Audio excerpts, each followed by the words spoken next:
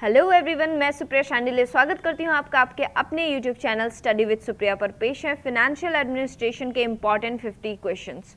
तो जो IGNOU assistant registrar की एग्जामिनेशन देने वाले हैं 24 जनवरी 2020 यानी कि 2 दिन बाद, उनके लिए ये वीडियो होने वाला है बहुत ही ज़्यादा हेल्पफुल। सो वीडियो को जल्द से जल्द शेयर करें और पहुँचाएँ उन तक जिनका कि परसों एग्ज़ाम होने वाला है। आगे बढ़ते हैं, देखते हैं वीडियो में किन क्वेश्चंस को हमने शामिल किया है। पहला क्वेश्चन है हमारा, इन्वेस्टमेंट इज द। तो इन्वेस्टमेंट क्या है? Employment of funds on assets to earn returns. और एक बात इंपॉर्टेंट है कि क्वेश्चन आपको इंग्लिश में ही आने वाले हैं। मीडियम क्वेश्चन का इंग्लिश ही होगा, इसलिए हमने इंग्लिश में ही क्वेश्चंस को कवर किया है। नेक्स्ट क्वेश्चन है हमारा, financial management is mainly concerned with. Financial management concerned होती है all aspects of acquiring and utilizing financial resources for firms activities. अगला क्वेश्चन है हमारा, the primary goal of the financial management. तो प्राइमरी गोल क्या होता है? तो to maximize the wealth of owners. Okay, next है, in his traditional role of the finance manager is responsible for, यानी कि फाइनेंस मैनेजर की बात हो रही है कि he is responsible for the arrangement of financial resources. Next question हमारा, market value of the shares are decided by. कौन डिसाइड करता है? The investment market. Capital budgeting is related to long term assets. बिल्कुल one liners question है और ये सारे questions काफी इंपॉर्टेंट हैं। The expansion of CAPM is. CAPM क्या है? तो capital asset pricing model. Next है, working capital management is managing तो short term assets and liabilities. Working capital management क्या मैनेज करता है? तो short term assets and liabilities. The company's average cost of capital is. तो the average cost of shares and all sources of long term funds. Next है कि financial assets क्या क्या हैं? तो bonds and stocks. Future value interest factor takes, तो ये compounding rate लेती है। नेक्स्ट है प्रेजेंट वैल्यू टेक्स, तो डिस्काउंटिंग रेट। नेक्स्ट है the vote on account is passed. कब पास्ड होगा? After the general discussion. The rule of lapse as a principle of budgeting is inherent in the principle of the annuality of the budget. Next question है, in India the union budget is prepared by which ministry? अब तक जो question आपने 14 number question तक देखा, ये subjective question से हमने वन लाइनर्स लिए हुए थे, और अब जो है ये आपको करंट जो सिचुएशन है यानी कि करंट से क्वेश्चन को टैली करके ये क्वेश्चन होगा आपके पास। तो 15 नंबर क्वेश्चन हमारा, in India the union budget is prepared by which ministry? तो ये होगा ministry of finance. The performance budget was introduced in India on the recommendation of तो एडमिनिस्ट्रेटिव रिफॉर्म्स कमीशन। कमीशन बना था एडमिनिस्ट्रेटिव रिफॉर्म्स कमीशन, इसके recommendation पर जो है परफॉर्मेंस बजट इंट्रोड्यूस हुआ था इंडिया में।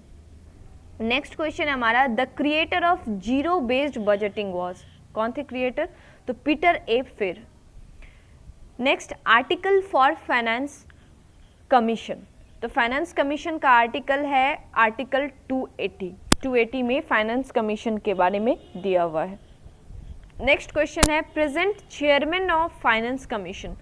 तो Nand Kishore Singh, NK Singh. Article of demand for grants, तो article 113। The railway budget was separated from the general budget in which year? तो 1924 में ये सेपरेट हुआ है। नेक्स्ट क्वेश्चन है, first time budget in India was formally introduced by तो sir James Wilson. कब introduce हुआ? 1860 में सर जेम्स विल्सन द्वारा। नेक्स्ट क्वेश्चन हमारा, in which year the central legislative assembly was first time given the right to discuss and pass the annual budget of the government of India? तो 1921 में ऐसा हुआ। तो ये हुआ था 1921 में। नेक्स्ट क्वेश्चन है हमारा, in India dash is the first state which implemented the zero based budget. कौन सा पहला स्टेट था जो इम्प्लीमेंट किया था जीरो बेस्ड बजट को? तो Maharashtra was that first state. Next question हमारा, who was the first to calculate the national income of India? कौन थे फर्स्ट? तो Dadabhai Naoroji. Next question, the parliament has to pass a financial bill within how many days? तो 75 days. अगला है, in India right to property ceased to be a fundamental right with the dash constitution amendment. तो 44th constitutional amendment हुआ था. Question है, the first union budget of independent India was presented by तो R.K. Shanmugam Chetty. When the amount of the demand for grants is to be reduced by rupees 100, it is known as, तो इसे कहते हैं token cut. Who is the father, who is known as the father of zero budget concept? तो Peter फिर को father of zero budget concept कहा जाता है. 7th पे कमीशन से क्वेश्चन हैं कुछ. 7th pay commission of India constituted under whose chairmanship? तो A.K. सिंह थे तभी chairman. 7th pay commission of India constituted under which government? तो डॉक्टर मनमोहन सिंह की गवर्नमेंट के टाइम में 7th कमीशन जो है कॉन्स्टिट्यूट हुआ था. नेक्स्ट क्वेश्चन हमारा, विच article of constitution of India deals with the centre, state and financial relations? तो 268, 293. नेक्स्ट है, who was the first chairman of finance commission of India? तो के.सी. नियोगी होंगे. नेक्स्ट है, the controller and auditor general of India, जिसे हम CAG कहते हैं, is appointed by president of India. पहला तो क्वेश्चन यही हो गया कि कैग को कौन अपॉइंट करता है? तो president of India. And he assumes his office for how many years? तो ईयर्स जो होता है उनका कार्यकाल कितने समय का होता है? तो या तो हम 6 साल कह सकते हैं कि 6 साल का कार्यकाल होता है इनका, या फिर हम कह सकते हैं कि up to 65 years of his age, यानी कि जब तक उनका 65 साल नहीं होता. तो इसका मतलब ये नहीं है कि बहुत दिन, 6 साल से ज़्यादा. मतलब इसका कहने का मतलब है कि अगर कोई लेट से ज्वाइन करते हैं, उनका 65 ईयर्स होने में बस 3 साल ही बाकी है, 2 साल ही बाकी है या 5 साल ही बाकी है, तो उनका कार्यकाल तभी समाप्त हो जाएगा 5 साल में. यानी उनका जब तक में 65 ईयर्स नहीं हो जाता है तब तक ही कार्यकाल उनका रहेगा. और मैक्सिमम कार्यकाल हम ले सकते हैं कि हाँ 6 साल का कार्यकाल होता है. नेक्स्ट है, the Indian finance commission is established according to which article of Indian constitution? तो ये फॉर्मेशन होता है आर्टिकल 280 से. ये बहुत इंपॉर्टेंट क्वेश्चन है. Who was the last chairman of planning commission? तो Narendra Modi. Chairman of first pay commission? तो श्रीनिवासा वरदाचार्य. नेक्स्ट है, 101st amendment act of the Indian constitution deals with? तो goods and service taxes. Money bill या फिर financial bill is introduced in the? तो ये सिर्फ लोकसभा में ही इंट्रोड्यूस होता है.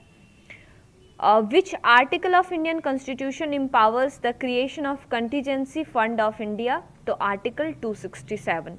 जो भी एक आर्टिकल जो है फाइनेंशियल एडमिनिस्ट्रेशन यानी कि फाइनेंशियल सेक्टर से, फाइनेंस कमीशन से इम्पॉर्टेंट थे, वो सारे आर्टिकल्स इस वीडियो में आपको मिल जाएंगे. Commission related to centre state relations. कुछ कमीशन है जो बहुत इंपॉर्टेंट कमीशन है, जो कि कमीशन स्टेट रिलेशन या सेंट्रल स्टेट रिलेशन से रिलेटेड हैं. तो वो सारे कमीशंस के नाम हैं यहाँ पे. Rajamannar commission, Sarkaria commission, Punchhi commission. तो ये कुछ कमीशन है, इसको आप याद रखिएगा. Full form of GER? तो जनरल फाइनेंशियल रूल्स कहते हैं इसको. Give some points about money bill. Money bill के बारे में पॉइंट्स हमने इसलिए इंक्लूड किया कि हो सकता है इससे कुछ क्वेश्चंस बनाकर आपको पूछ दिया जाए. मैंने एक ही क्वेश्चन कवर किया कि money bill is introduced in Lok Sabha only, लेकिन पूछा जा सकता है कि Rajya Sabha has any power to amend money bill और नॉट? तो Rajya Sabha has no power to amend money bill. And next point is, Speaker of the Lok Sabha decides if any bill is money bill or not. ठीक है, money bill है या नहीं ये लोकसभा के speaker decide करते हैं। टाइप ऑफ बजट भी इम्पॉर्टेंट है, तो बैलेंस्ड बजट, सरप्लस बजट और डेफिसिट बजट, ये 3 तरह के बजट होते हैं। फुल फॉर्म ऑफ पीएफएमएस क्या है, तो पब्लिक फाइनेंशियल मैनेजमेंट सिस्टम होता है। पीएफएमएस की इज़ अर्लियर नॉन एज, तो सीपीएसएमएस कहा जाता था पहले, तो सीपीएसएमएस का फुल फॉर्म हो गया central plan schemes monitoring system. When PFMS was initially started, तो 2009 में, और PFMS is integrated with the dash in the country, तो core banking system in the country. तो फाइनेंशियल एडमिनिस्ट्रेशन से ये सारे 50 इम्पॉर्टेंट क्वेश्चंस थे। आपको वीडियो कैसा लगा ये लिखकर ज़रूर भेजिएगा, और प्लीज़ प्लीज़ प्लीज़ इसे ज़्यादा से ज़्यादा शेयर कीजिएगा। बहुत मेहनत लगती है वीडियोस को बनाने में, बहुत ज़्यादा मेहनत लगती है वीडियोस के कंटेंट को बनाने में और फिर वीडियो रिकॉर्ड करके आप तक देने में। सो प्लीज़ ज़्यादा से ज़्यादा इसे शेयर कीजिए। Thank you so much for watching this video. Please like, share and comment.